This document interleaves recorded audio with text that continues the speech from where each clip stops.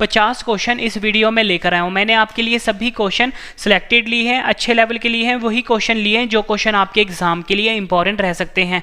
Friends, ये topic इतना ज़्यादा इंपॉर्टेंट है, हर एग्जाम में इस टॉपिक से क्वेश्चन पूछे ही जाते हैं। तो चलिए शुरू करते हैं फर्स्ट क्वेश्चन से।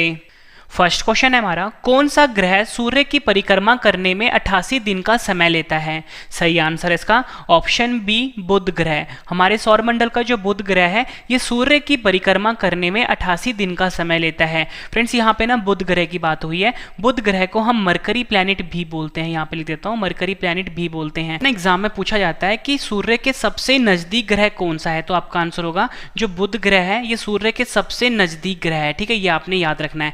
और आपसे एग्जाम में पूछा जाता है कि हमारे सौरमंडल का सबसे छोटा ग्रह कौन सा है, तो आपका आंसर होगा जो बुध ग्रह है, ये सबसे छोटा ग्रह है हमारे सौरमंडल का। आपसे पूछा जाता है एग्जाम में कि वह कौन सा ग्रह है जिसके पास कोई भी सैटेलाइट नहीं है, या बोल सकते हो कोई भी उपग्रह नहीं है, तो आपका आंसर होगा बुध ग्रह। ठीक है, बुध ग्रह ऐसा ग्रह है जिसके पास कोई भी सैटेलाइट नहीं है। दूसरा जो फ्रेंड्स शुक्र ग्रह है ना, इसके पास भी कोई भी सैटेलाइट या उपग्रह नहीं है, ये भी आपने याद रखना है, इंपॉर्टेंट क्वेश्चन है।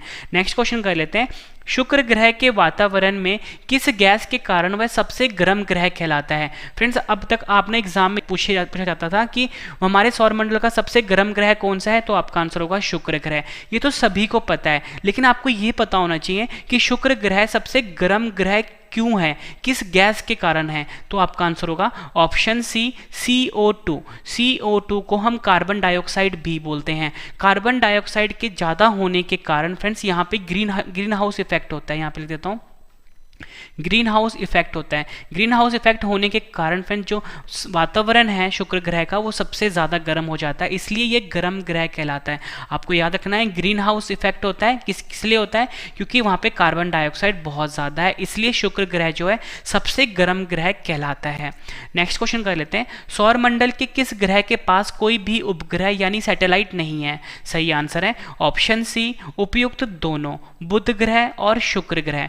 बुध ग्रह और शुक्र ग्रह ऐसे ग्रह हैं हमारे सौरमंडल में जिनके पास कोई भी उपग्रह या बोल सकते हो सैटेलाइट नहीं है। फ्रेंड्स, ये जो सैटेलाइट है, देखो मैंने आपको बताया कि सूर्य के चारों तरफ जो चक्कर लगाता है ना, उसको हम ग्रह बोलते हैं, यानी कि प्लैनेट बोलते हैं। वैसे ही फ्रेंड्स एक हेवनली बॉडीज होती हैं जो कि ग्रहों के चारों तरफ चक्कर लगाती हैं, उसे हम उपग्रह कहते हैं, यानी सैटेलाइट बोलते हैं। ये भी आपने याद रखना है।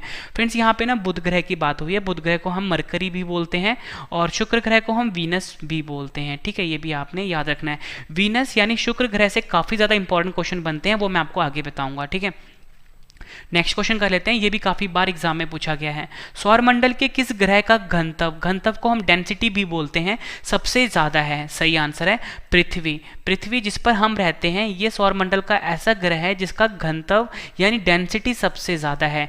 पृथ्वी को हम अर्थ भी बोलते हैं। ठीक है, और ये सौरमंडल में सूर्य से तीसरा ग्रह है, ये आपने याद रखना है, इंपॉर्टेंट क्वेश्चन है। फ्रेंड्स, यहाँ पे मैंने आपको बताया कि जो पृथ्वी है इसका घनत्व सबसे ज्यादा है। आपसे एग्जाम में पूछा जाता है कि घनत्व कितना है। फ्रेंड्स, अगर हम बात करें ग्राम सेंटीमीटर क्यूब में, तो यह 5.52 ग्राम सेंटीमीटर क्यूब। ठीक है, इंपॉर्टेंट क्वेश्चन है, एग्जाम में पूछा गया है। वैसे अगर हम बात करें केजी मीटर क्यूब में, तो वो 5520 केजी मीटर क्यूब होता है। फ्रेंड्स, ये दोनों क्वेश्चन आपके एग्जाम के लिए इंपॉर्टेंट रहेंगे। फ्रेंड्स, यहाँ पे बात हुई है पृथ्वी की, मैंने आपको बताया जिसे कि अर्थ भी बोलते हैं।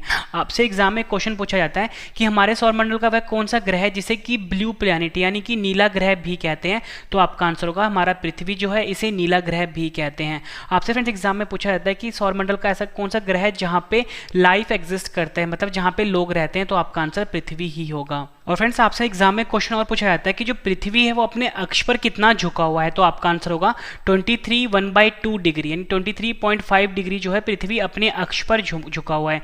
आपसे एग्जाम में क्वेश्चन पूछा जाता है कि पृथ्वी के सबसे निकटतम तारे का क्या नाम है, आपका आंसर होगा प्रॉक्सिमा सेंचुरी। ये भी आपने याद रखना है, इंपॉर्टेंट क्वेश्चन है।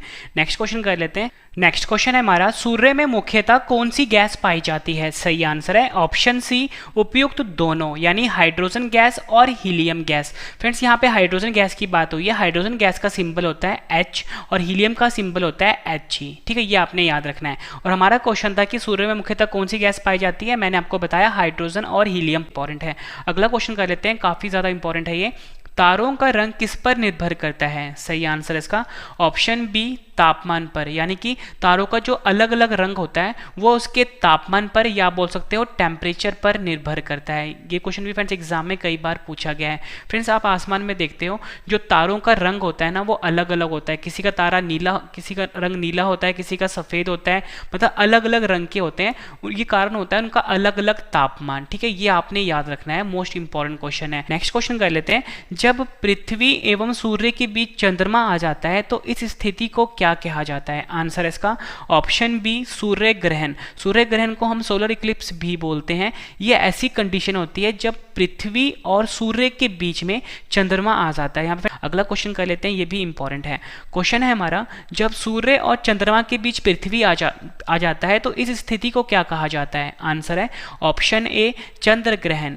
नेक्स्ट क्वेश्चन कर लेते हैं, ब्रह्मांड के अध्ययन को क्या कहा जाता है? सही आंसर है इसका ऑप्शन डी कॉस्मोलॉजी। कॉस्मोलॉजी जो है ये ब्रह्मांड के अध्ययन को कहा जाता है। और फ्रेंड्स हम बाकी के जो ऑप्शंस हैं उनको भी डिस्कस कर लेते हैं क्योंकि ये सभी ऑप्शंस आपके लिए इंपॉर्टेंट हैं। फ्रेंड्स मैंने यहाँ पे आपके लिख दिया है, जो एस्ट्रोनॉमी होता है इसमें खगोलीय पिंड का अध्ययन किया जाता है। उसके फ्रेंड्स यहाँ पे सेलेनोलॉजी है, इसमें चंद्रमा का अध्ययन किया जाता है। और वैसे ही सिस्मोलॉजी जो है इसमें भूकंप का अध्ययन किया जाता है। सौरमंडल का सबसे ऊंचा पर्वत ओलंपस मॉन्स या निक्स ओलंपिया किस ग्रह पर स्थित है? सही आंसर है ऑप्शन ए मंगल ग्रह। मंगल ग्रह को फ्रेंड्स हम मार्स भी बोलते हैं, मंगल ग्रह को हम मार्स भी बोलते हैं। यहाँ पर सौरमंडल का सबसे ऊंचा पर्वत निक्स ओलंपिया और सौरमंडल सबसे ऊंचा ज्वालामुखी, ठीक है यहाँ पे देता हूँ, सबसे ऊंचा ज्वालामुखी ओलंपस मॉन्स, ये दोनों मंगल ग्रह पर स्थित है या बोल सकते हो मार्स प्लैनेट पर स्थित है। इंपॉर्टेंट क्वेश्चन रहेगा आपके एग्जाम के लिए। फ्रेंड्स